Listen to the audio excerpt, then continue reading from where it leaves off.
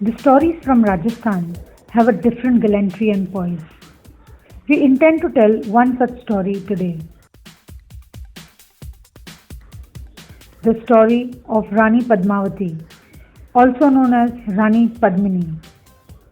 She was famed to be one of the most beautiful women in the late 1300s.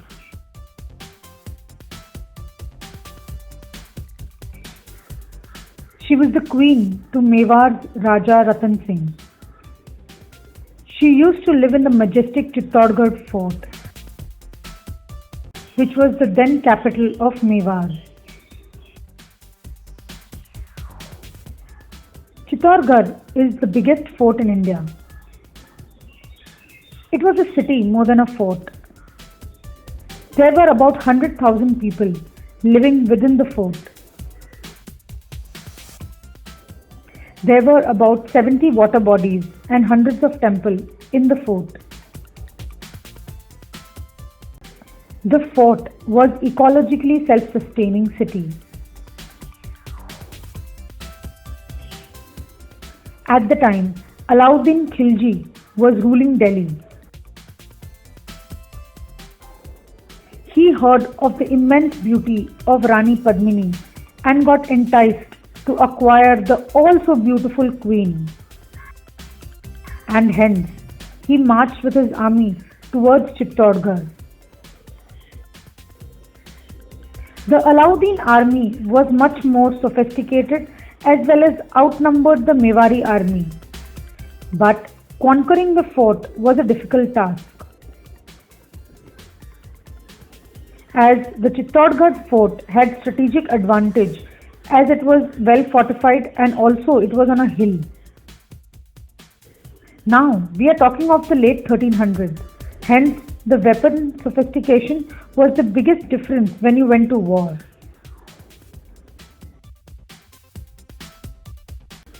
Allaudin Khilji knew there will be a lot of loss of his men if he attacked the fort directly.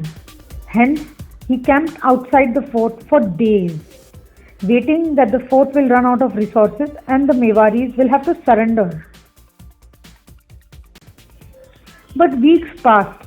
As the fort was self-sustaining, the Mewaris did not give up. Allaudin had to think of another strategy in order to fulfill his vicious dreams.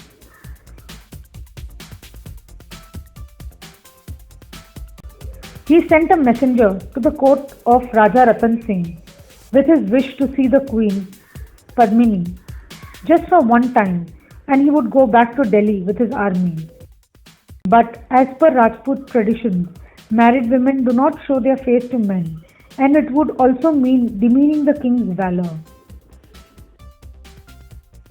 A meeting was called with key ministers.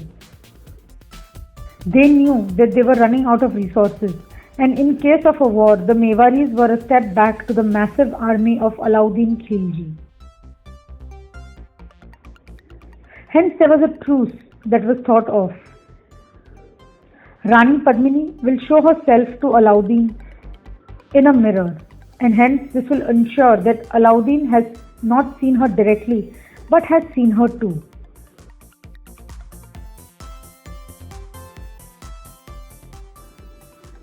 We visited the Chitorgarh fort and saw the unique positioning of mirrors and how Rani was shown to Khilji.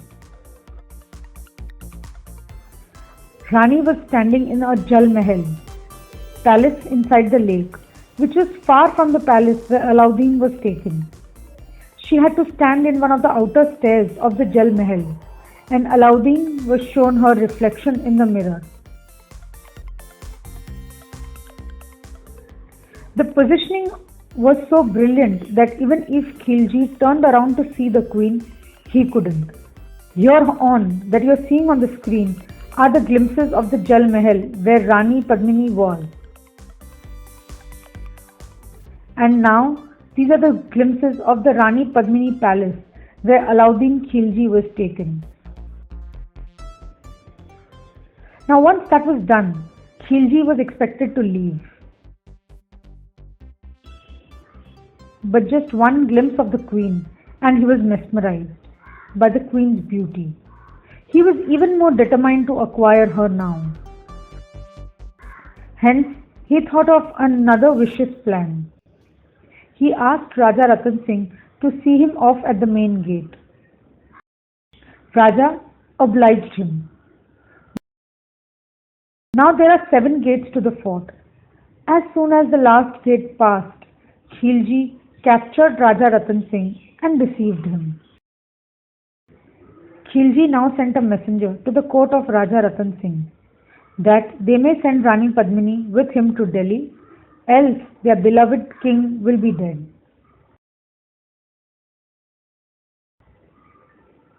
Now this was testing time for the Mewaris, but they were known for never bowing down and their bravery.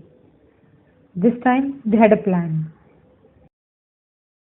They sent a messenger that they will send the queen, but the queen intends to see Raja Ratan Singh for one last time alone.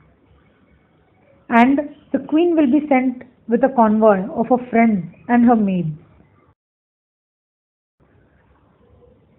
Khilji definitely did not have a problem with that request. And soon enough, the queen's convoy was on its way to the first gate of the fort. There were about 100 chariots. Now the queen's chariot stopped in front of the tent of Raja Ratan Singh. The queen steps out to meet him. But when queen opened her veil, it was not the queen. It was a little boy in queen's clothes. Raja Ratan Singh was astonished to see him. The boy told Raja that all of the convoy were men dressed in women's clothes, the best of his warriors. As soon as Raja would reach the top of the fort, they will attack Khilji and his army. Raja Ratan Singh was escorted uphill to the fort, and long then Khilji realized that he has been tricked. He attacked the Mewari warriors. His army easily outnumbered them. His furiosity knew no bounds, as he had been cheated. He marched uphill to the fort and killed the Mewari army. When Rani Padmini got the news that it was close to impossible for the Mewaris to defeat Khilji army, she ordered a johar, a massive pyre of fire. When we went to Chitorgarh, we saw the pyre. It was now filled up with concrete, but there was still something appalling about the sight. Rani Padmini and a number of other women jumped into the pyre to death. The Rajput women preferred to die than to surrender to another man. So, that day saw a death of number of brave Mewari warriors as well as valiant Mewari women who would no way give up.